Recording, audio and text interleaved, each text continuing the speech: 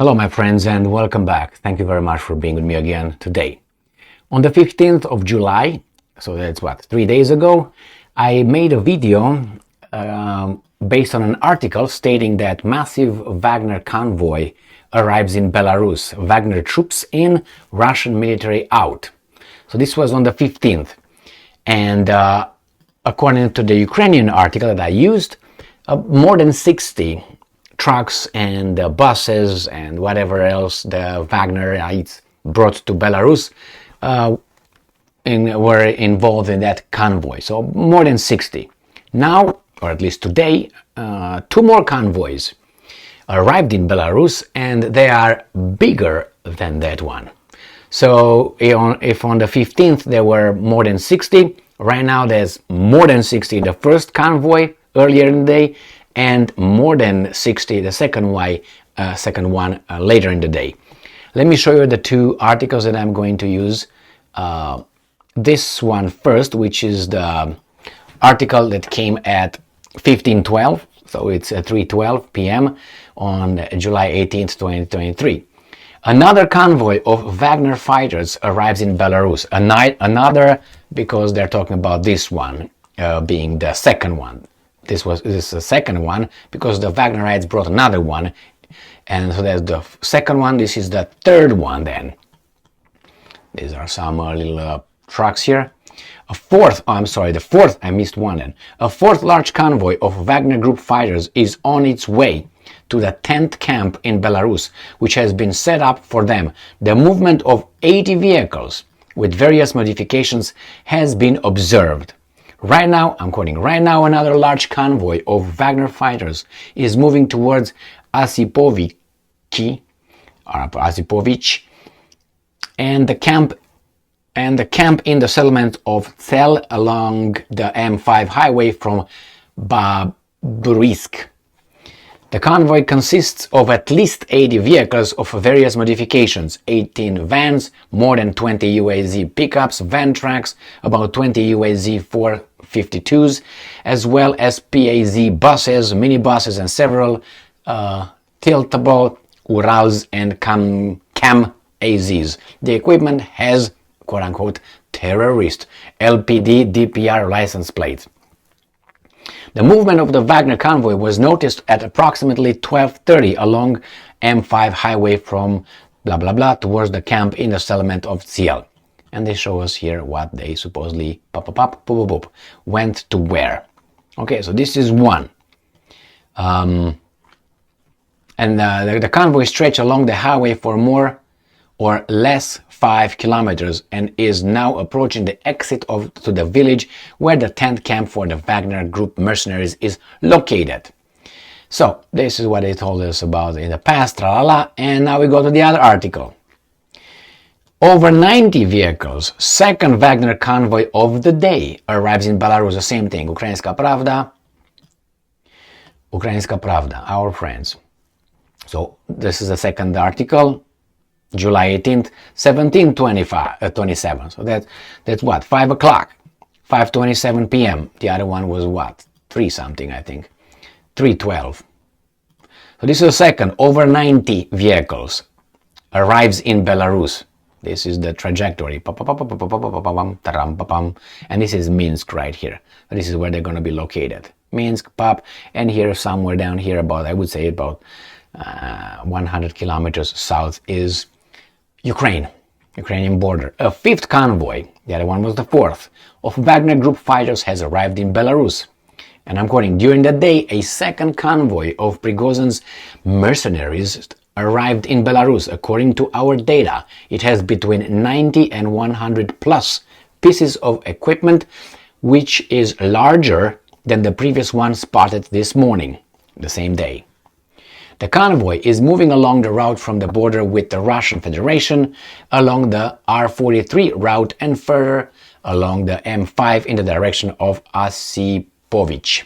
Currently, according to our data, the convoy is leaving the M5 highway in the village of Cel, where the Wagner camp is located.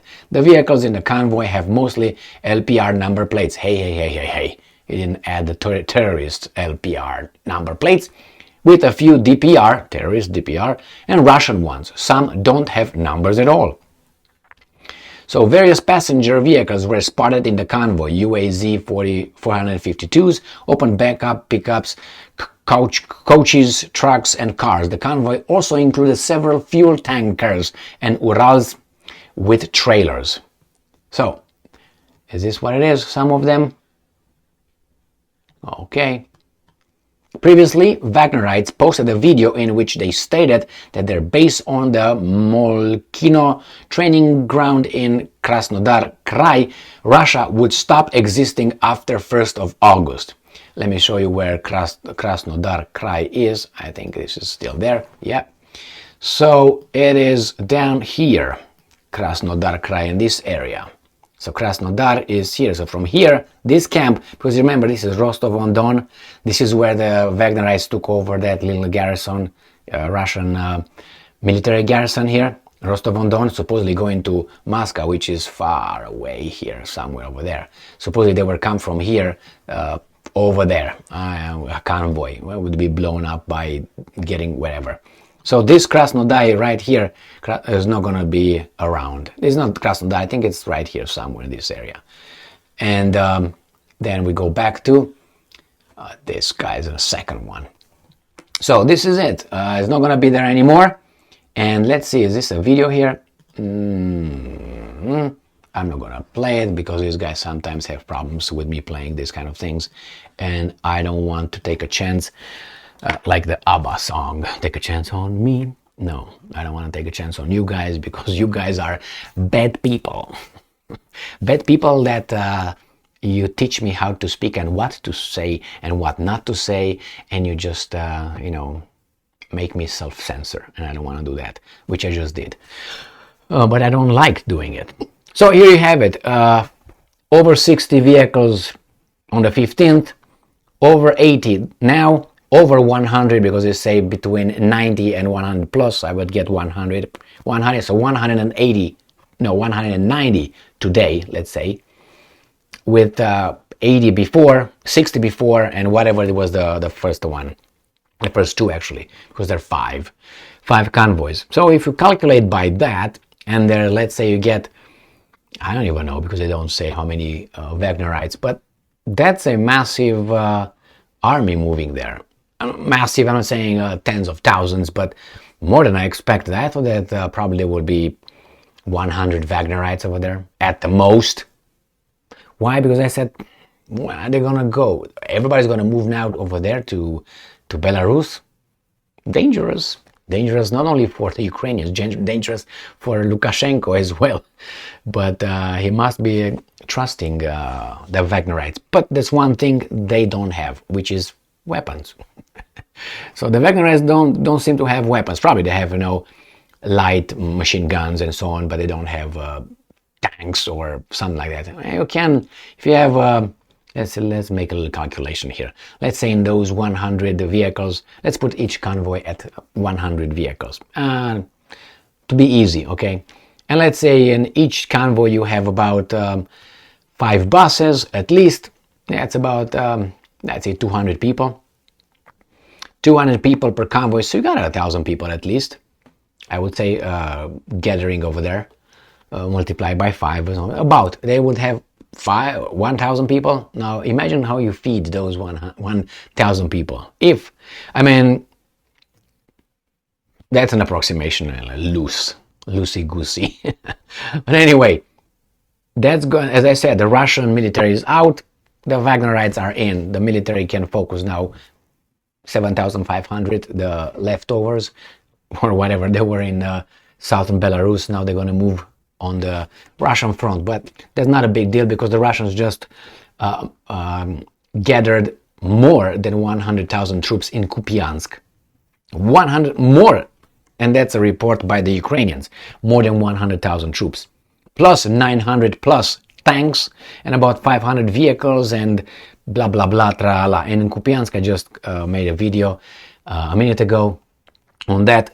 The Russians supposedly kept advancing. They say they report about 2 kilometers today. Oh well, that's a better than the Ukrainians did so far in their counteroffensive, or probably the same, which is not a big deal. It depends if they break the front, then yeah, that's a different story. So, thank you very much for being with me again today. Stay strong, stay smart, look for the truth, and be just.